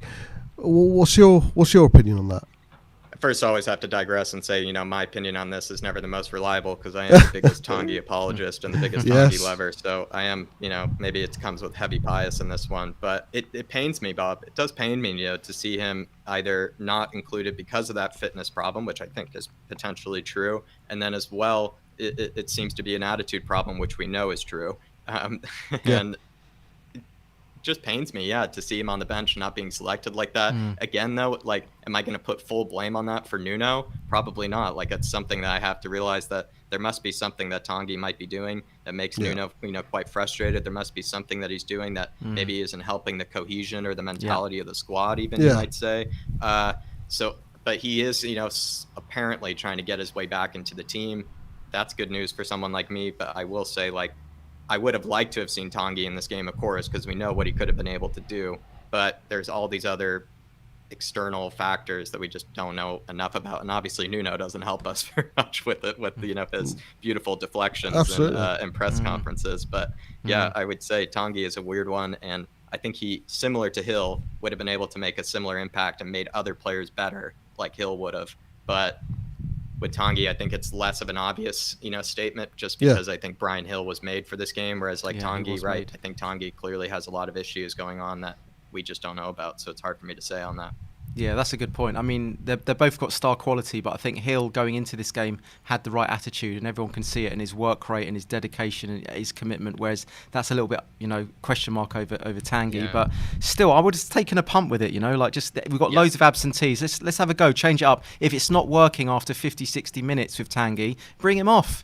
What would you say, even though the Delhi, it was another game of Delhi being better defensively than he was creatively, right? I know, one epic block. He even had that one epic block, and you kind of consider, I think someone, it wasn't me, it was, I forget who it was, and it was giving me goosebumps. I think it was Henry Wright, because it sounded so nice. He wanted like a midfield of like Højbjerg, Delhi, and Tanguy to start with. I actually thought, when you think about that now in hindsight, of course, this is all hindsight, but maybe that would have been actually a better combination, even if Tanguy can only last 55, 60 minutes. You do really think that would have actually been the best midfield combination, would have allowed that creativity. Certainly our possession would have been a lot higher if we had that as our midfield three.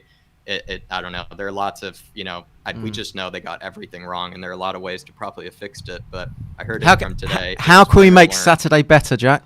Yeah, we heard it from Brian C. today. It's win or learn, come on you Spurs. So I think the way we can learn from this is simply we do not play a three-man midfield of defensive midfielders. Unless we're putting Højbjerg Gino at cam, which we honestly probably been better off doing. That's what that was. We didn't. You know, we kind of just let him. He was playing more of a holding midfield role alongside Didn't Skip, get it. and Didn't get they it. all seem to be playing the same role actually. When you think about it, Winks, Skip, and Højbjerg, none of them seem to go forward.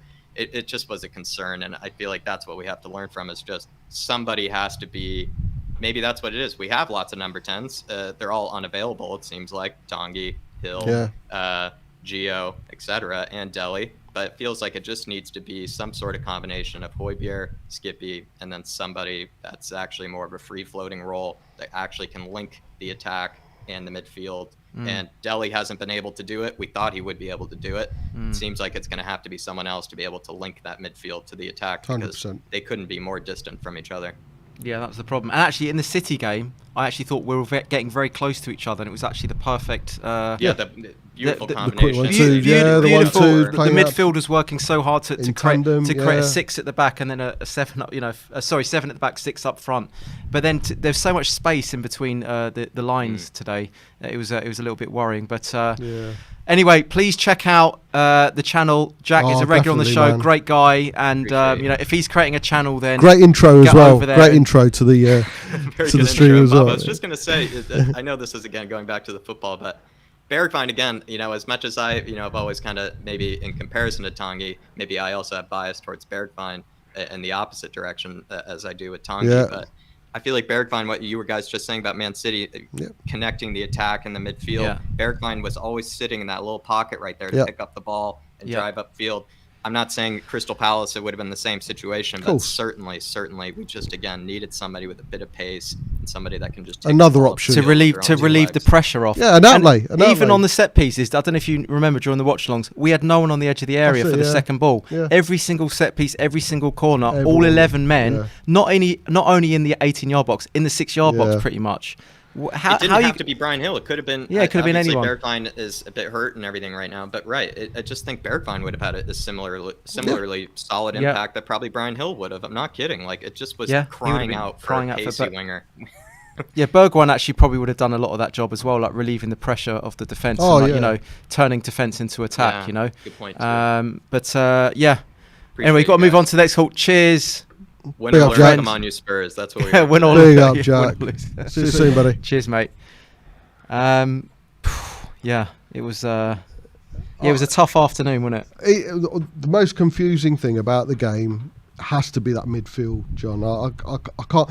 When we're reading it out, trying to put it on the graphics, I said, surely it's Højbjerg who'd be playing in that more attacking point of that three. Never did I expect all three to just play in that defensive midfield. I think that was because they were so under the cosh. They just naturally, went back to support the team, and it was almost like we were sitting back a lot of the time, trying to soak up pressure. We did have an outlay. I mean, if you're not going to play, if Ali's fit and you're not going to play him there, you're going to move. For some reason, he didn't want to play the normal three in there anyway, and rather push Ali out there. It did confuse me. Questions will be asked. Yeah. But it can't be Nuno out right now. Oh, no, of course not. No, definitely not. I mean, that is just so knee-jerk. That's actually a little bit insulting to say that. We're top of the league, for Christ's sake. Imagine saying that, you're top of the league and you want a manager out. That's absolute nonsense. Yeah. But we didn't get it right today. There was a lot of things that weren't right. It was a real jumbled up formation lineup. The players didn't really know what position to be in. It was just all a little bit off the cuff. Yeah. The work rate wasn't quite there. There was no cohesion. I mean, maybe we need a little bit of Irish Hotspur to maybe we need a bit to put things right, and let's get the Godfather in. Let's get him in. Oh, he's not smiling. Come on, Dave. All right, lads. How are we? Yeah, we're doing all right. Mate. Come on, man. Do you want to finish us off, mate? Yeah, no, look, I take full responsibility. I'll start with my crap internet on the pre-match pump-up this morning. Set the standard for the day. It really did set the standard for the day. Look, we lost that game before we even went into it. Look, with the team selection that came out, I tried to remain positive, but as soon as I seen it, it was gut-wrenching because, look, although he wasn't the worst player out there today, just whenever this guy plays, we can't get a grip in midfield, and we end up losing the game. And I've been saying this time and time again. I think I've been saying this for at least a year now, coming on this channel saying it about this guy. When are these managers that keep coming in going to learn their lessons with this guy? Look, then you have Ben Davies that come in at fault for 2 goals, I'd say. The penalty, I don't know whether he was, offering a hand out to do a bit of a dance with Gallagher. I'm not sure what he was trying to do there, grab him and do a slow dance. Crazy, man. Tango. You can't justify it, can you, Dave? You can't justify that stance. How do you... what excuse could he give him? Any defender going out now knows hands in behind the back. We got, for fuck's sake, lads, we got punished in the Champions League final with surely people are learning their lessons from this. And he's standing there with his arm out. I don't know what he's doing. And what concerns me more about this is the fact that these two guys, right, they're supposed to be providing the competition. They're here. They were left here out of a lot of the other deadwood. They're here to provide the competition. Now, they're not exactly chomping at the bit to get in, are they? They're given their chance. They play shit, and then they're going to sit there moaning, knocking on Nuno's door again in 3 months' time. Oh, can I get some game? The World Cup's coming up. I want to play for England in the World Cup. You know, they're giving their chances and they keep doing it. Look, we lost it before we even went into it. Look, I was saying it on my channel yesterday. I was saying it on my channel Thursday about this midfield battle. Yeah, I heard that. Yeah. It's over. If we start Winks, it's over. And if we don't keep Conor Gallagher quiet, he's going to cause us a lot of troubles. He was immense in there for them in midfield today. But not only that, look, let's be honest, there's no excuse for Højbjerg today, no excuse for Lloris, no excuse for Harry Kane. He was absolutely shocking. He was shit today. And look, for me, the way I see it is, right, we've put a lot of bodies on the line. We've got a lot of injuries right now, unforeseen circumstances. Then you have, you know, the 3 players that, you know, obviously couldn't play for obvious reasons. But they got us through the first 3 games, put us in a position. Now, this guy, you know, he's talking about winning trophies and everything else. So he was missing in action for, you'd say, the first 3 games. He gets his game today. This is your time now to repay everybody. The fans, it's your chance to repay all the players that have put their bodies on the line, put you in this position. And he was just completely crap. But what really worried me about it today, was just his lack. Usually last year when we were losing, you could see him berating people. He kept his mouth quiet. He was just quiet. He didn't care, you know, and he didn't even want to really drop deep and get involved in the game. Look, I get it. There was not enough service around him. There was nothing coming to him. But if that's not happening, at some stage you have to get yourself into the game. Yes, exactly.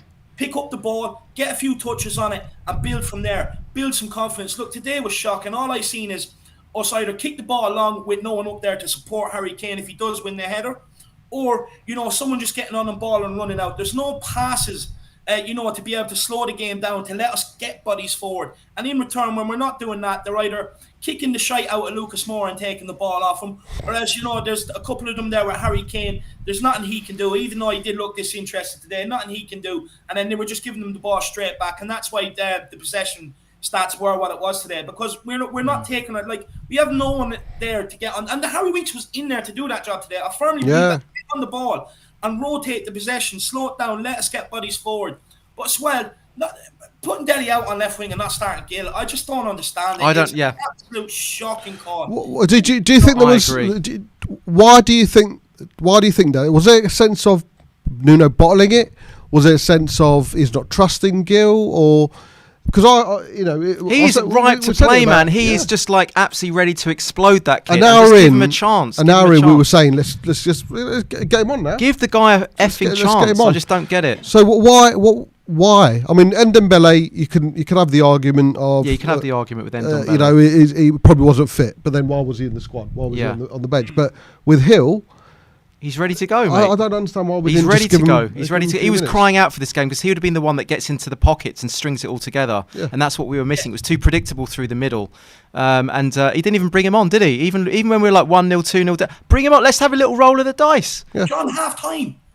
Even half time, yeah. Half time, I was sick of watching that shit. Yes. You make that decision. You clearly look at the midfield. You say it's not working. Change something. Yeah. First of all, why would you take out a midfield tree that has made it difficult for City, Wolves, and Watford, and just turn ball in there all day long? You know, doing what they're paid to do, and we were breaking off that. To then all of a sudden put Dele out left wing.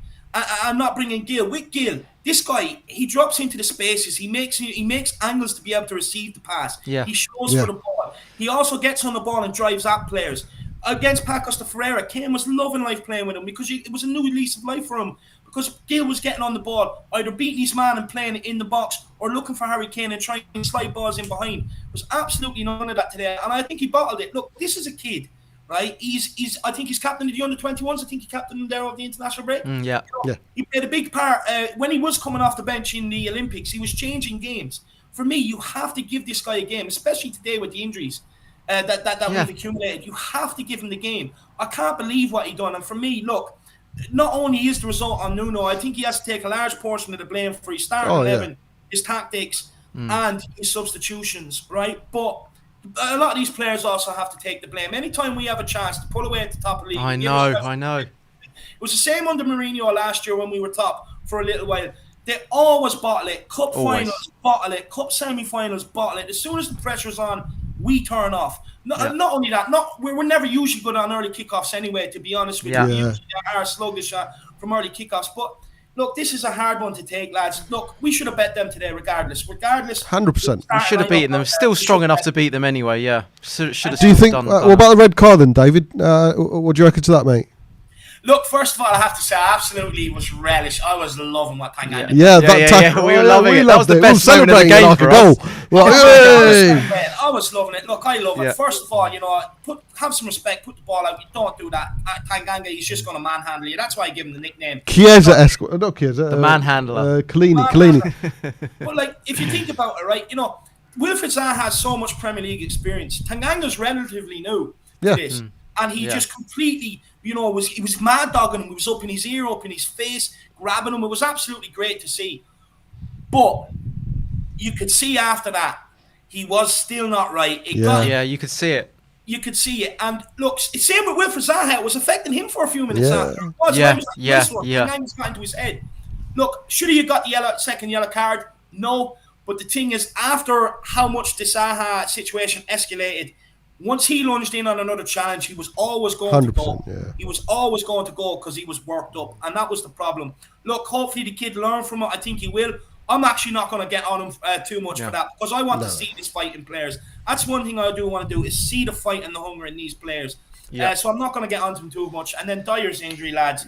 Look, he's a player I slated last year. I think he's actually been very good this year for Tottenham. I think he's played well. And it was sad to see him go off. Look, he's a big man. No matter how bad he's been for Tottenham, he's a tough man as well. He doesn't go down too lightly. No. That's just a shame that it seems to me anytime Dyer does find himself starting to get into the team and doing well, he always is unlucky and gets that injury. And I think he will be out for quite for a bit. I think he'll be out for a while. So, look, that's another tough one to take. Look, lads, it's just a tough day all around. But look, we have to dust ourselves down, pick ourselves up for Rennes, and then going into Chelsea and Arsenal and see what we can do. It's looking defensively. It's looking worrying, isn't it, mate? Against Chelsea and Arsenal. Certainly the Chelsea one, especially with Sanchez and Lo Celso and Romero coming back just a day before the game. Would you just put them in anyway? We're threadbare now. I think Romero and Sanchez have to go in. I'll be honest with you. I think Lo Celso probably not, but I think Romero and Lo Celso, they have to go straight in. Look, you're up against a big Romelu Lukaku. Tanganga, I think, will be suspended after this, so he will miss that. You talk about Joe Rodon. Okay, Joe Rodon actually didn't put too much wrong today. And then, look, Dyer's out, so I think you're stuck. But what you could do is you could play Rodon, Sanchez, and Dyer as back three. Get Emerson as one wing back, and get Reguilon as a left wing back, and play go with a different formation against Chelsea. And then hopefully, because look, the way we played today would have suited playing something like that against Chelsea. It would have suited it, but today against Palace, honestly, I feel sorry for Ben and Sim. Got to go to the first game. I know, yeah. And they're sitting in Selhurst Park, right, which is a shit stadium anyway, right? Yeah. Their fans are noisy, but their songs are shit, right? And then they have to watch shit football. I feel sorry for anyone that made that trip today. Excited for an away day, and they're just let down. So look, it's really a hard one to take. It really is. It takes a lot of the gloss off things. It takes complete momentum out of the train that we were on. It takes complete momentum going into Chelsea, going into Arsenal. If we would have won today, even if we would have lost to Chelsea, I would have said, we walk into North London Derby, we'll beat them. But I don't know, because now it's the problem is the same like last year. What Tottenham team is going to turn up now? That's what's in my mind. And this is the problem. Like when you need them to fight, they don't fight. You needed them today to win that, to put themselves a couple of points clear, go into the Chelsea game with momentum. Whatever happens there, come out of that and then go and spank the Gunners. But now, the thing is, you just don't know what Tottenham team is going to turn up, because you don't know whether they're up for the fight or not. 100%. Yeah, absolutely. Yeah, absolutely bang on. Yeah. It was sad, really, wasn't it? That opportunity to go top, go 5 points clear. We've seen this time and time again, where they've got that opportunity. Early kickoff as well, so I was going, oh God, normally doesn't suit us, and they did what all the Spurs teams in the past have done. They've let us down, so it is very, very disappointing. But how do we pick ourselves up from this then?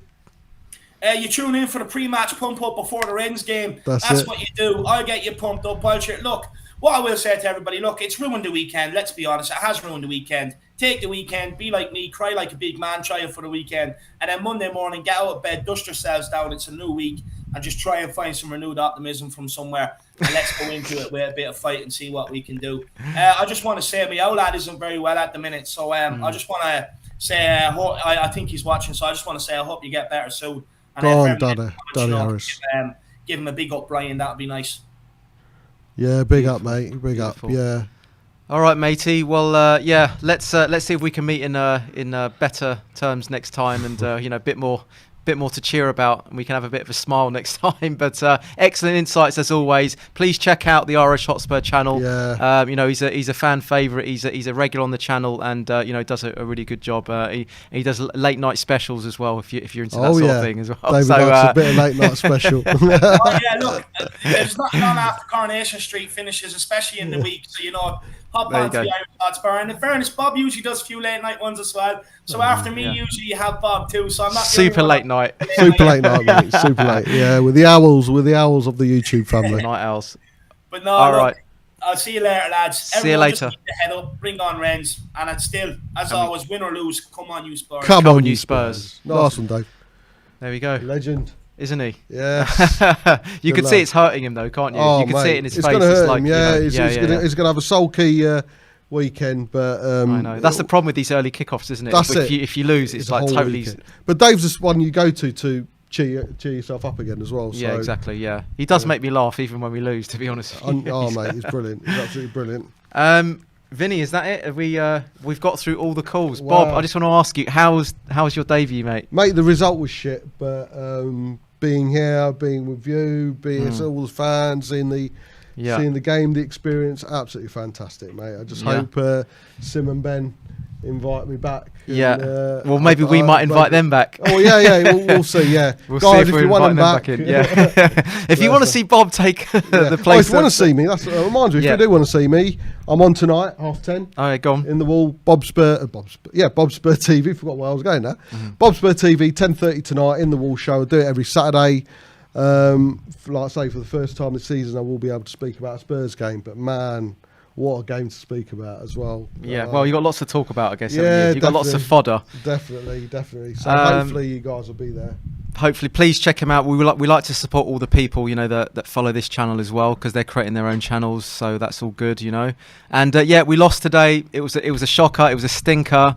But it was good to have Bob on board. We enjoyed all your super chats, all your comments. Some good comedic moments from a few of the regulars as well, weren't there? Scott and Smart Donut as well, and Joe and stuff like that. Everyone. So we appreciate all your comments as well. Thanks to Vinny, our producer, as well. A lot of hard work goes into this. You don't see him; he's behind the scenes. He's the one that makes everything happen. We're just doing the easy bit of having a beer here. So Ben and Sim obviously will be back. Tomorrow, I guess, like they do every day, tomorrow, regular when they feel like it. But thanks again to Bob. Please give him some love in the comments section. Excellent debut performance from him, and we didn't win, but we carry on, don't we? Still smiling. Life's too short. Life's too short, definitely. Definitely, man. So we're probably going to have a beer now.